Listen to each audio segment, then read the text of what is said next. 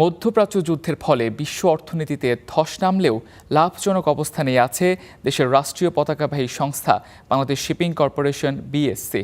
চট্টগ্রামে সাংবাদিকদের সঙ্গে মতবিনিময় সভায় এমন তথ্য জানান সংস্থাটির ব্যবস্থাপনা পরিচালক কমোডর মাহমুদুল মালিক। বলেন, হরমুজ প্রণালী বন্ধ থাকায় বেশ কিছুদিন ধরে বাংলার জয়যাত্রা জাহাজটি সংযুক্ত আরব আমিরাতে আটকে থাকলেও নাবিকসহ সংশ্লিষ্টরা নিরাপদে আছেন। প্রতিষ্ঠার ৫৪ বছরে বর্তমানে সংস্থাটি সবচেয়ে লাভজনক অবস্থায় আছে বলে জানান। চলমান মুনাফা ধরে রাখতে পারলে ২০৩০ সাল পর্যন্ত প্রতি বছর একটি করে জাহাজ বিএসসির বহরে যুক্ত করা সম্ভব। এ সময় তিনি জানান, বহরে যুক্ত হওয়া নতুন দুটি জাহাজ কেনায় কোনো অনিয়ম হয়নি।